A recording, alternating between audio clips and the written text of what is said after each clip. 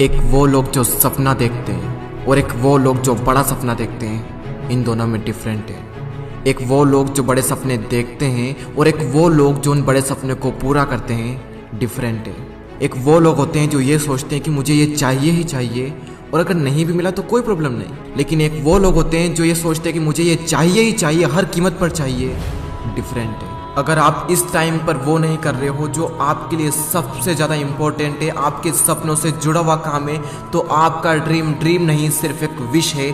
और इस दुनिया में ऐसा एक भी इंसान नहीं है जिसके पास कोई विश नहीं है। 80% से ज़्यादा लोगों की ज़िंदगी में कोई ड्रीम नहीं होते, कोई गोल्स नहीं होते, और सिर्फ यही कारण है कि सिर्फ 8% लोग सक्सेसफुल हो पाते हैं और सिर्फ 1% लोग हाईली सक्सेसफुल हो पाते हैं। आपके जीवन की हर वो सिचुएशन, हर वो परिस्थिति जिसमें आप संघर्ष कर रहे हो, जिसमें आप स्ट्रगल कर रहे हो, उसमें एक बहुत बड़ी अपॉर्चुनिटी छिपी हुई है। बस जो इंसान उस अपॉर्चुनिटी को देख लेता है वो निकल जाता है, और जो इंसान नहीं देख पाता वो वहीं अटक जाता है। हम सब सपनों की दुनिया में जीते हैं, लेकिन अपने सपनों को सच करने का सबसे अच्छा तरीका है जाग जाओ।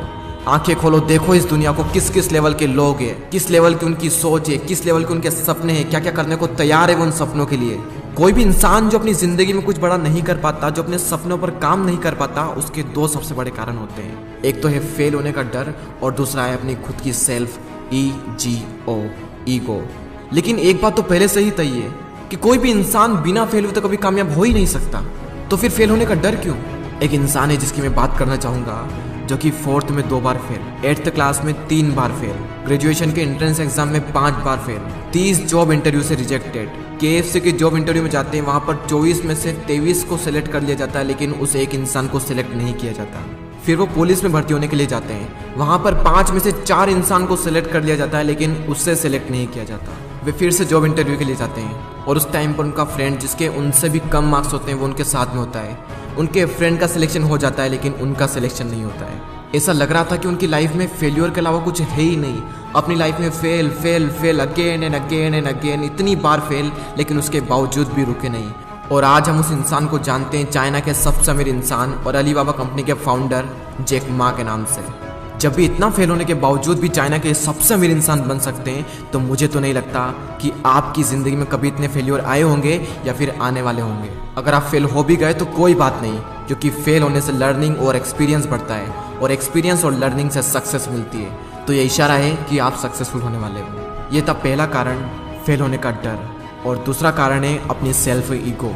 एक रिसर्च शो करती है कि आधे से ज़्यादा लोग सिर्फ अपनी ईगो के कारण अपनी ज़िंदगी में ज़्यादा कुछ बड़ा नहीं कर पाते। अगर आपको छोटे से छोटे लेवल का काम करना पड़ रहा है, करो। याद रखना, बचपन में मोदी जी ने चाय बेची थी। अमेरिका के पूर्व राष्ट्रपति अब्राहम लिंकन ने बचपन में जूते सिले थे। धीरूभाई अंबानी पेट्रोल पंप पर काम किया करते थे। और यह है एप्पल, गूगल, अमेजॉन, हार्ले और डिज्नी के गैराज, जहां से इन सब कंपनी की शुरुआत हुई थी। और आज ये कंपनियां कुछ ऐसी दिखती है। अपनी सोच को सबसे बड़ा रखो, लेकिन शुरुआत हमेशा छोटे से छोटे लेवल से करो। याद रखना, शुरुआत में किस किस लेवल के काम करने पड़ते हैं। शुरुआत में कोई सपोर्ट नहीं करता। शुरुआती जंग हमेशा टफ होती है और बहुत ज़्यादा संघर्षमय होती है, और इसमें अकेले लड़ना पड़ता है। लेकिन इस मुश्किल जंग से जीत कर ही हर महान इंसान महान बनता है। भगवत गीता में लिखा गया है, क्रोध मनुष्य का दुश्मन है, आलस्य मनुष्य का दुश्मन है, लेकिन जब करियर की बात आती है तो ईगो आपका सबसे बड़ा दुश्मन है। अपनी ईगो में से ई को हटाइए, गो, उठो, दौड़ो, भागो, और तब तक मत रुकना जब तक कि लक्ष्य की प्राप्ति ना हो जाए। और दोस्तों, इस वीडियो के एंड में मैं आप सबको दिल से थैंक्स कहना चाहता हूँ।